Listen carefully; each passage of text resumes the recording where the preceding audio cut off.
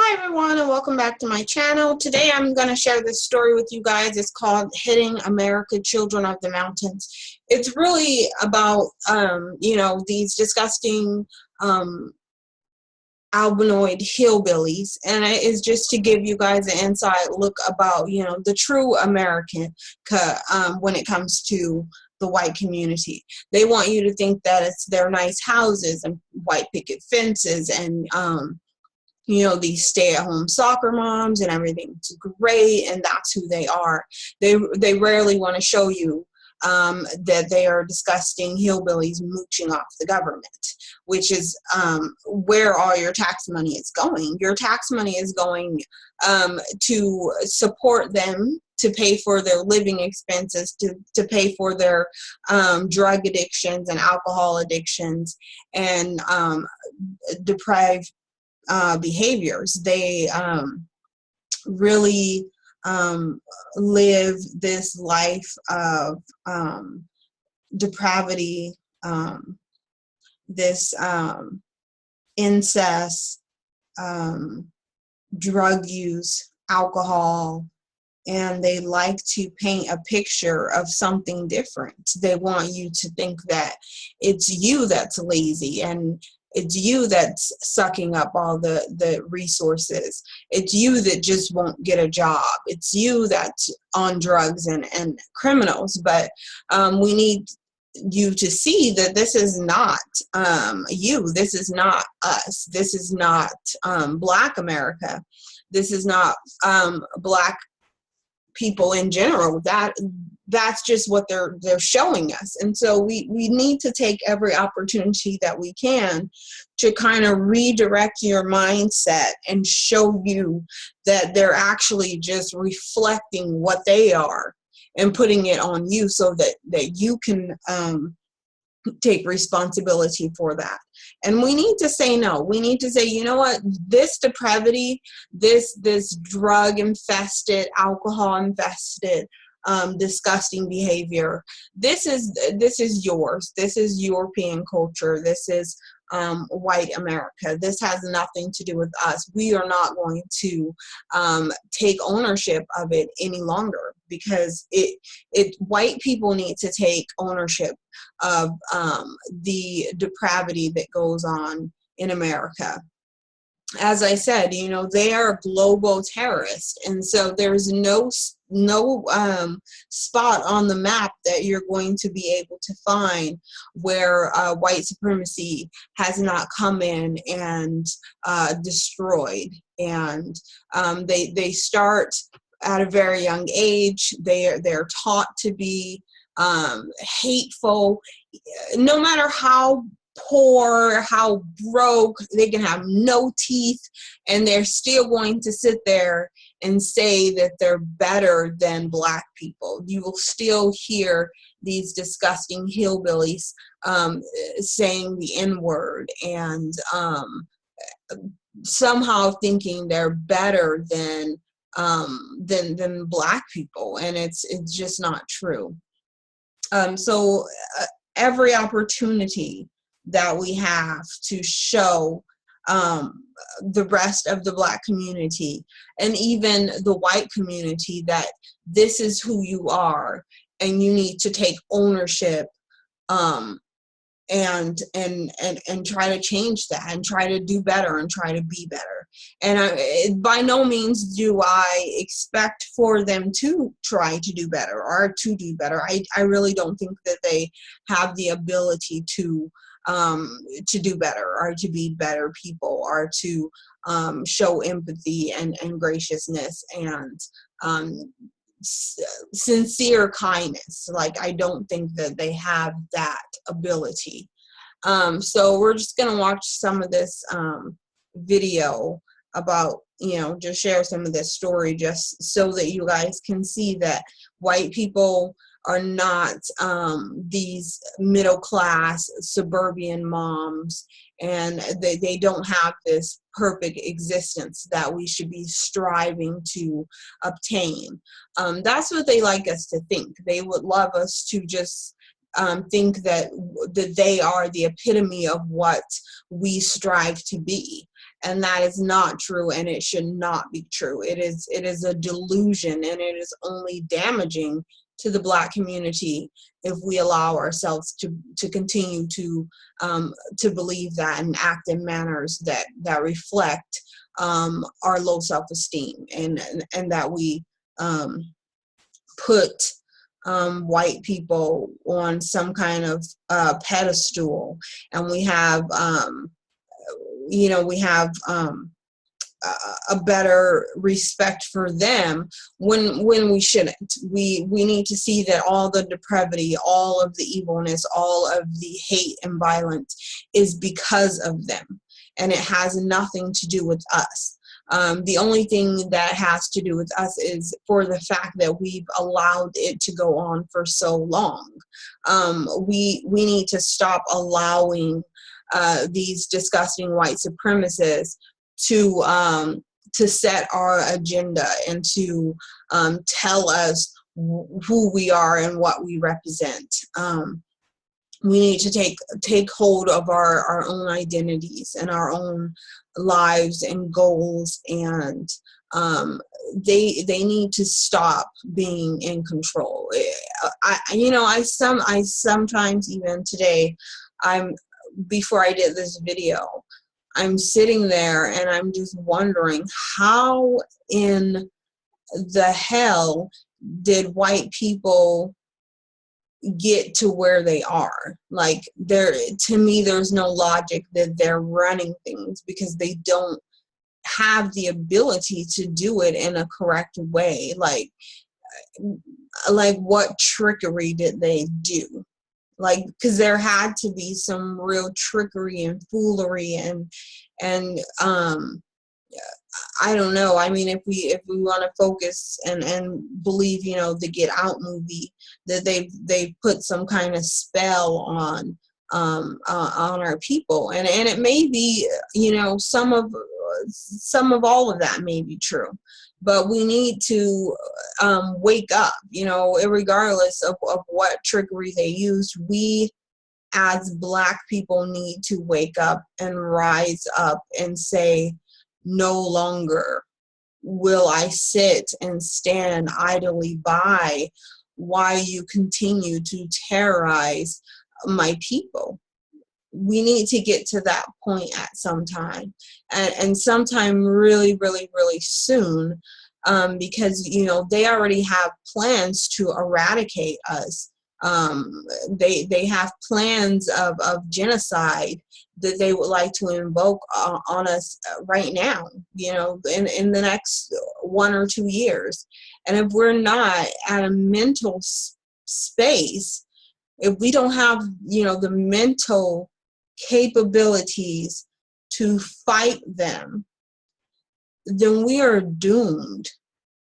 And I don't want to be doomed. I don't want to be a powerful lion and be destroyed by a mouse. Like, I don't want to do that. That does not feel good to me.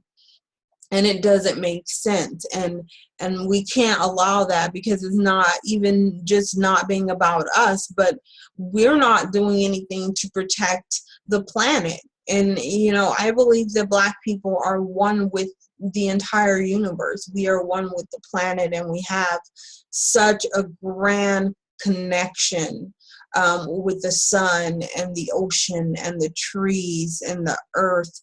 And we really need to get our minds back towards it, and out of this, this Bible and this Jesus and this Israelites and all of this trickery and foolishness and just regurgitated garbage. We need to get away from that and reconnect ourselves with the planet, so that we can protect the planet for ourselves and for our next generations and generations to come.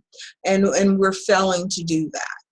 We're not doing that right now, because we don't want to fight back, and we don't want to be violent, and we want to say, oh, well, if you're violent, Jesus hates that. I don't care what Jesus hates, honestly.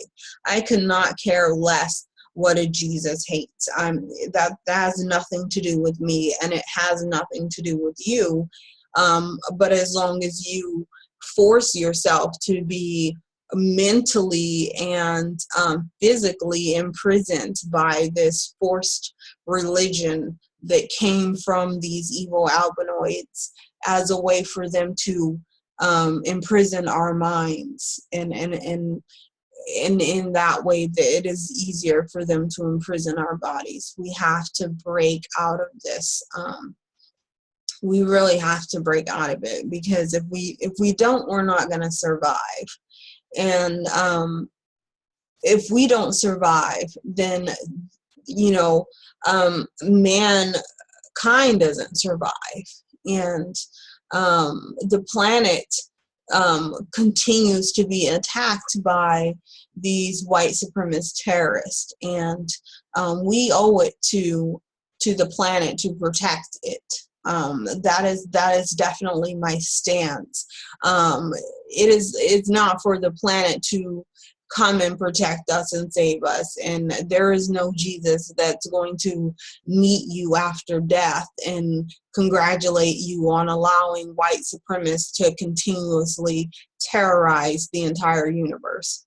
Okay, so if that's what you think, if you think you're gonna die and some white Jesus is going to meet you at death's door and congratulate you for being a coward and for doing nothing to end white supremacy, and for helping to maintain this delusion of white supremacy, it's not going to happen. Like, you're just really just wasting your entire existence not doing what you should be doing, which is fighting white supremacist terrorism, which is protecting and preserving this universe, the earth, the trees, the ocean, the water, or the sky, and the sun. It's our job to be protecting and working with and being one with this universe, and we have to start doing that. And one of the first things that's going to help us to get there is if we can re-educate ourselves and change our minds and get our minds right on the right track, and understanding what we're up against, understanding the illusion that was painted for us to believe, and all the negativity that we've adopted and accepted from these white supremacist terrorists, these false the false lives of white supremacists. They want to tell us that we're these degenerates, and if we just worked harder and followed their footsteps, then we would be more than what we are. And we need to see that they are not in any realm of any in any way something that we should strive to be, that they're degenerates and they are savages and they are disgusting and they're white supremacists, and none of that is something that we want to be, and none of that is anything that we want to strive to be. And so they hide their reality. They hide who they truly are, because if you knew who they truly are, you would never strive to be like them. You would never stick up for them. You would never even put them on the same level as you put yourself and your other Black family. They would never come close to being on your level. And you would know that, and you would act accordingly. And that is why they hide their true selves from the Black community. They even hide their true selves from each other, because you can't paint this false illusion of white supremacy. You can't perpetuated if people know the truth, if people see you for who you truly are, that illusion would disappear. And so make no mistake about it, that they will fight tooth and nail to hide the reality of who they are. They will spend millions upon millions upon millions showing you a false illusion of who you are, so that you can believe that you are nothing.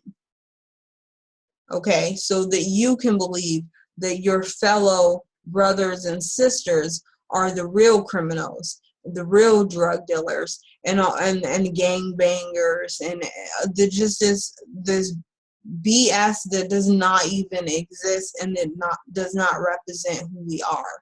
So let's dive into this video really quick, and we'll just watch some parts of it so that you can see how they, how they are, how they behave, how they live.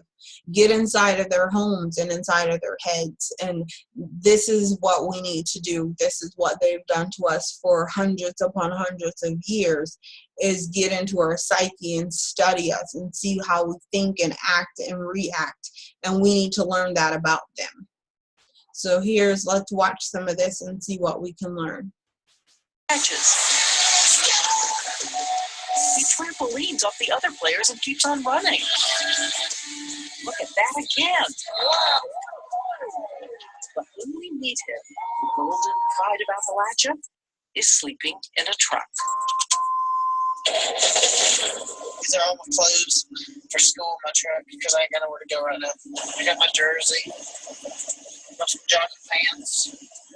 He tries to wake each morning in time to shower at a friend's house. My toothpaste and toothbrush are in my glove box.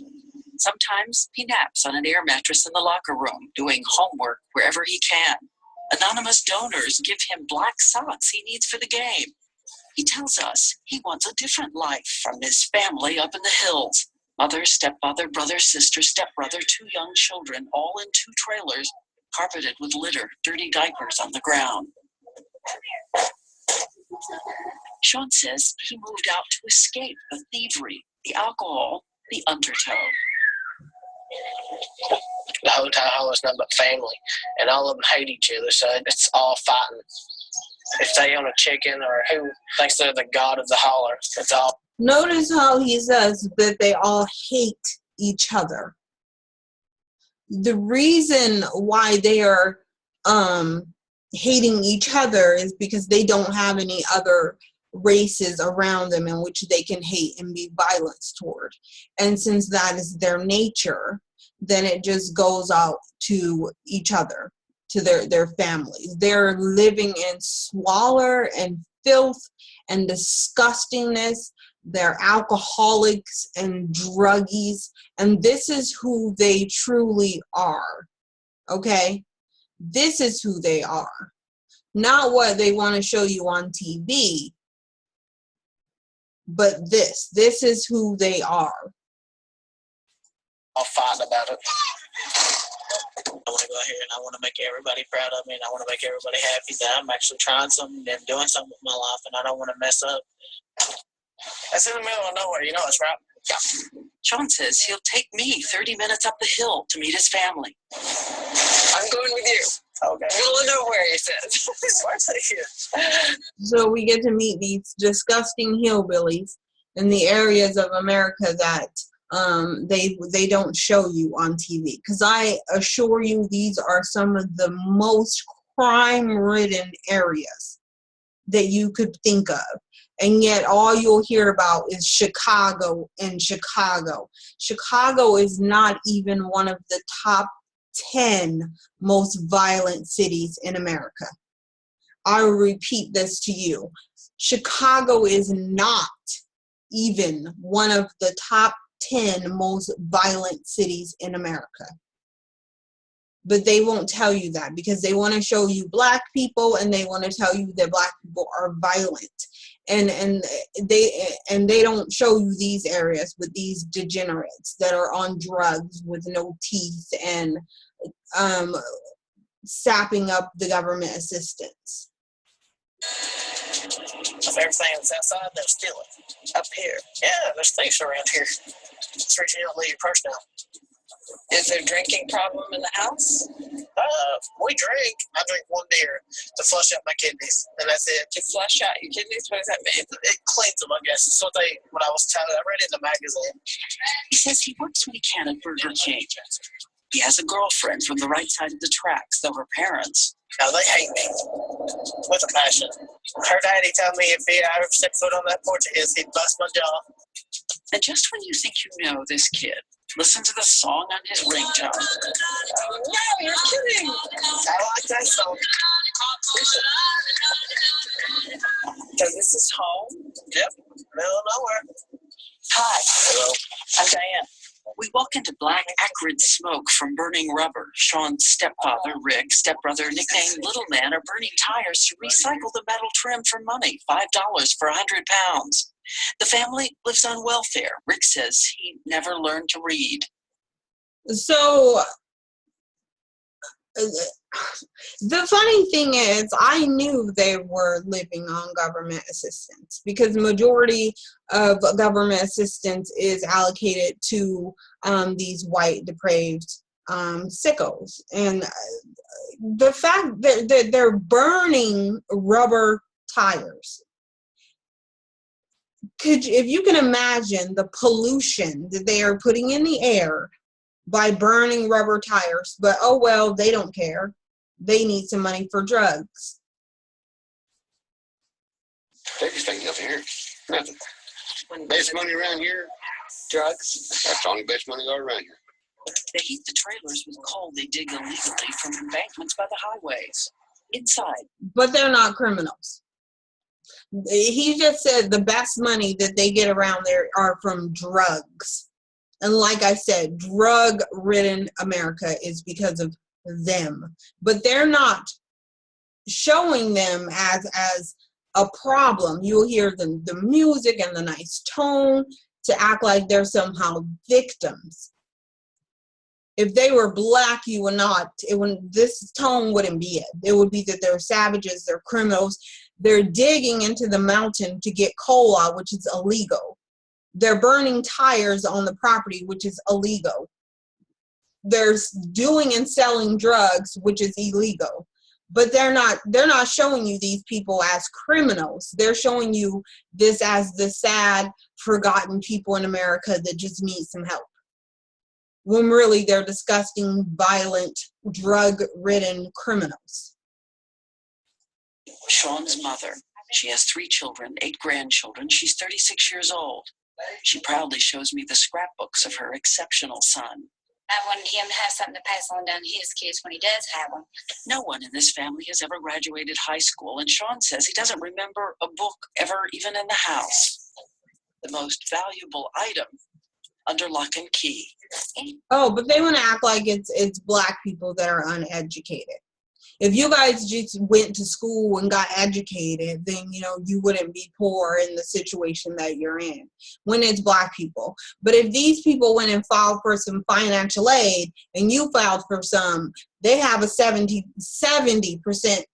greater chance of getting any financial aid or scholarships than you ever would. And yet they will sit and throw in your face, oh, but there's affirmative action. But that's not helping you. That's helping them.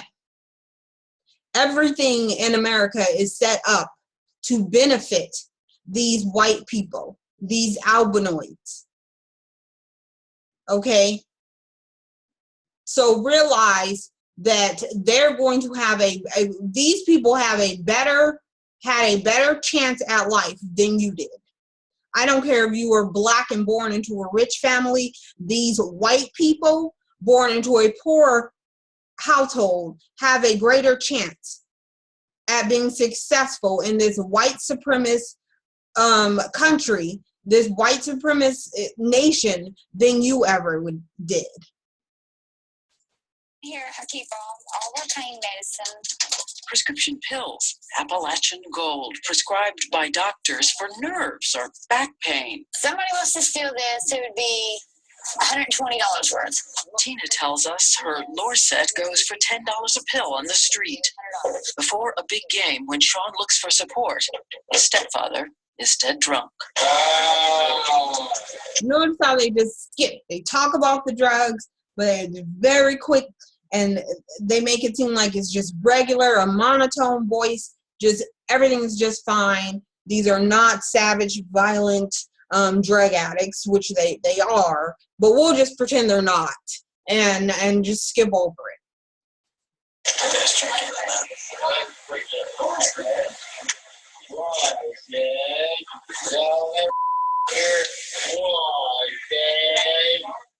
Now hold all my anger until Friday nights. I go out and I give it my all. I release it on the field. I thank you, Father, that you've given us courage. Say, I've got courage. Tonight, I'm a football player. And I thank you for it. Jesus' mighty name. Amen. As his senior year is ending, an opposing team smashes into Sean's knee, and in searing pain, he doesn't stop. He's forced to play both offense and defense, but still fights on to victory. And then You see how these white people always portray each other as a victim. He is forced to do this. His poor knee, his poor drug addict, alcoholic family. It's always victim, victim, victim. But if you go to any news station or video where they're describing black people, they're always villains that could have did better and could have tried harder. But he's a victim. They're always victims. They like to paint the scene as them being victims. Oh, slavery? Oh, they were victims. They were slaves too. They're always the victim. And you need to realize this. Take it in your mind and realize that it's wrong, that they are not the victims. They are the perpetrators. In every situation, they are the perpetrators. I don't even know if I want to watch the rest of this. I'll put some of it. Just, yeah. Just going to skip some. And what's next for Sean? See, Graham? a very And the difficult family life. is about to deliver another blow. Who can wash away my sins? Nothing but the blood of Jesus. So when you see that they're doing this with their children, everything in your body and mind should tell you that it is wrong to do it to your children. You do not dedicate your children to these white supremacist demons. And that's what you're doing when you're baptizing them. You're doing an evil ritual where you are dedicating your child's soul to the devil. Stop. Up in Calf Creek, Kentucky, ask a little kid to sing you a song, and they'll sing you a song of Jesus. Nothing but the blood of Jesus. 12-year-old Courtney and her sister 11-year-old Mary tell us a secret about their mom. I'll be honest. Our mommy used to be hooked on drugs, and we didn't like it one bit. Courtney says she used to lock herself in the bathroom and cry when her mom got high. They bounced from place to place and are grateful they now have a place to sleep, her grandparents, where her 2 uncles, 1 aunt, 3 sisters, and her mom's boyfriend Bill also live. There's 12 people living in this house altogether. Honestly, I would love for me, my mom, Bill, and us girls to have our own home, but we don't have the money to do that. Bill is wanting to get a job, but we can't because we ain't got a car to get him back and forth. Courtney shows us an A on her report card and tells us about her 2 simple wishes, that home, and she says someday she'd like to have boots with little fake fur on the top, like the ones Hannah Montana wears on TV. Courtney's clothes are stuffed in a suitcase under the bed. Honestly, we can barely afford food. Whenever her food stamps are all gone, we run out of food. We don't have bread, we don't have meat. Last time we was out of food, the only thing we had in our fridge was butter and ranch. We're not like other people. We can't afford food after food after food. Fruits and vegetables, a rare luxury because of the expense.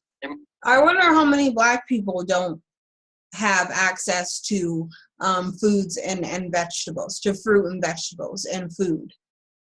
I wonder how sad that is. But that's never sad. That's always their fault. If something is happening to a Black person, it's their fault. They should be doing something better. But these people, I've yet to hear this narrator say that these people are lazy and they could be doing better if they just get off their butts and did something. If the guy just got a job, or if they stop sponging off the government. And just know that these are the people that vote for Donald Trump.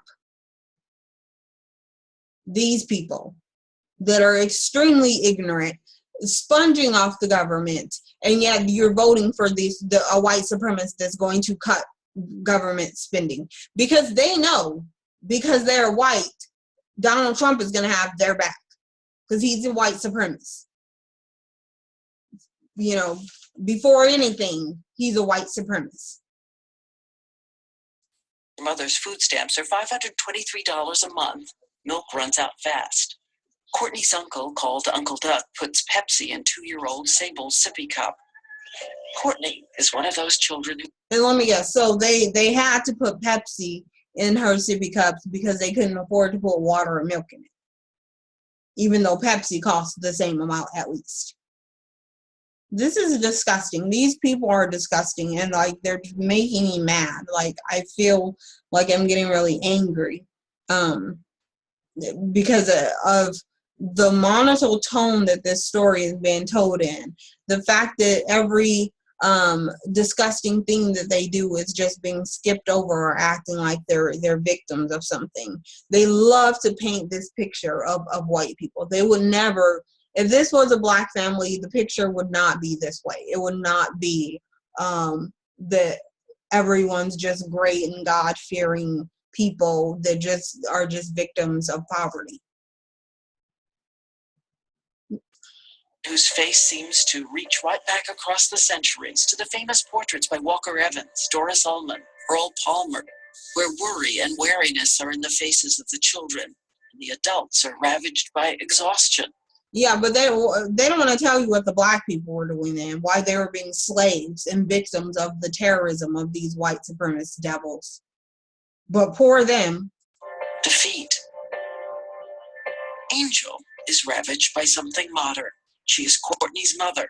She lost her teeth years ago. She's 30 years old. I would have to have... It's funny, I guess, that they wouldn't have any teeth because they're these just disgusting, drug-infested hillbillies. But we should feel sorry for them, you know, just as long as they're not these, you know, violent gang thugs in Chicago. Like, give me a break. These are your violent gang thugs. 10 pain pills just to get started, to not be sick. And I would do 30 to 40 a day. Easy. You know, there were days I'd go to drug counseling, but as soon as I left, I'd sit in the dark room and snort a pill.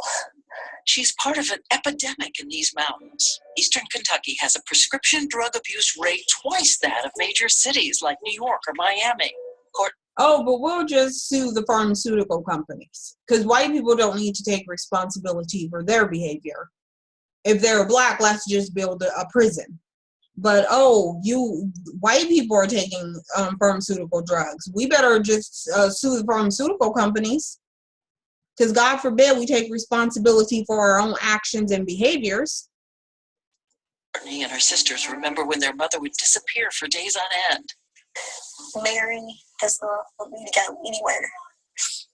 Mary will make me pinky promise that I will not leave.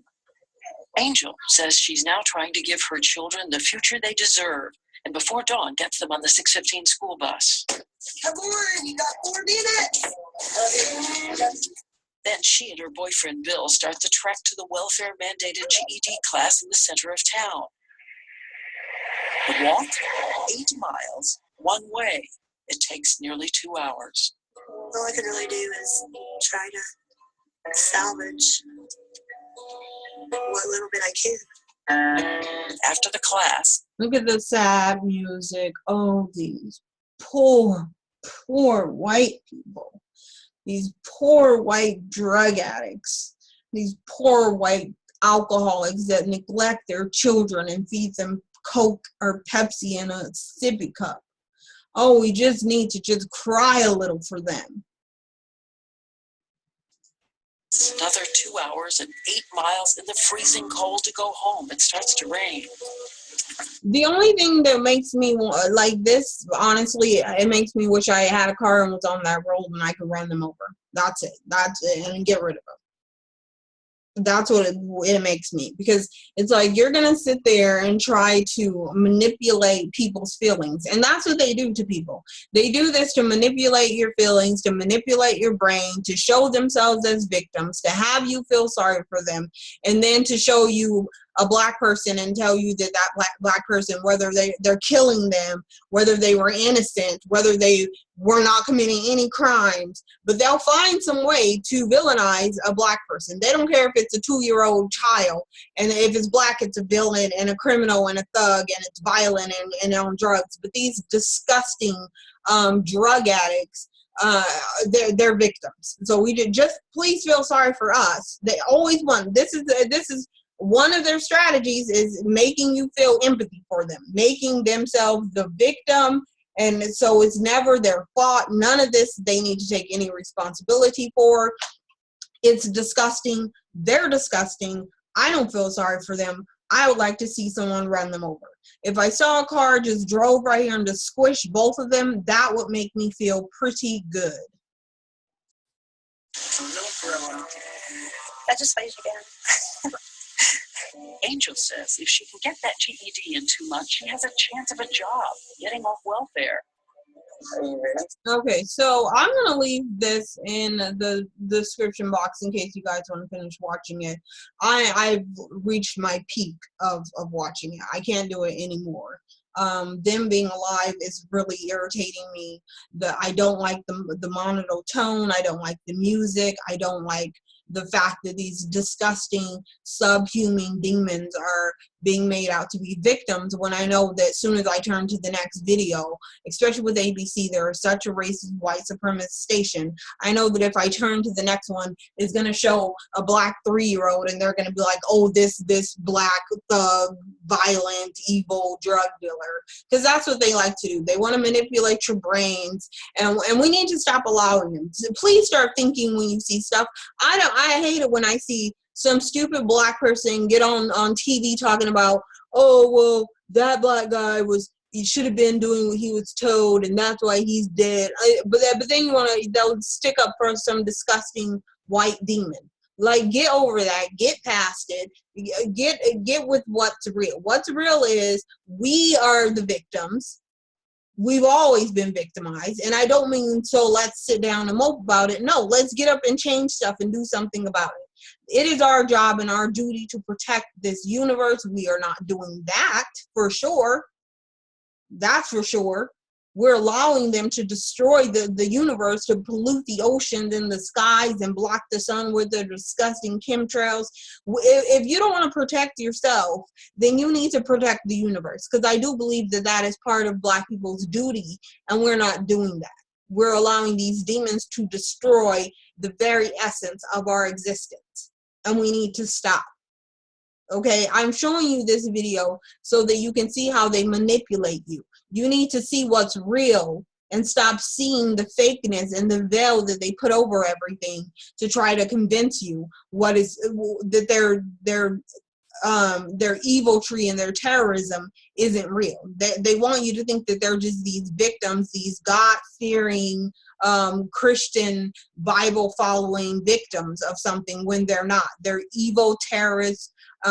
They perpetuate everything that is wrong with the universe, and we need to see them for who they are. So start seeing them, start opening your eyes, and stop letting the slow music and the monotone tone put you in some kind of hypnosis to think that these monsters, these violent, disgusting, depraved, drug addicts, alcoholic, child molesters are somehow victims. They are not. anyways, thank you guys for watching this video. Please like, comment, and subscribe.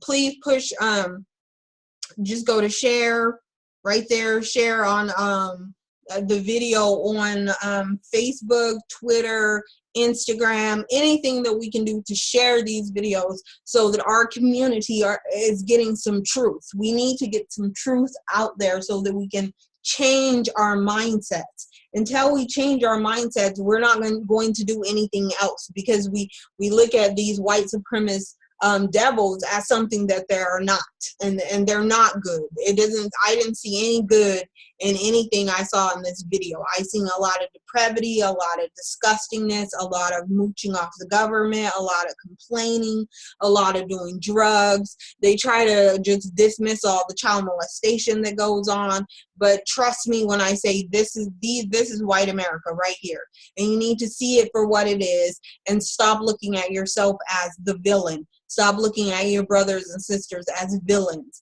and realize that they're all in the same spot that you are. Okay, we were born victims. When we were born into this white supremacist nation, with these disgusting terrorists, that right there made you a victim. That's fine. It is what it is. Now here's your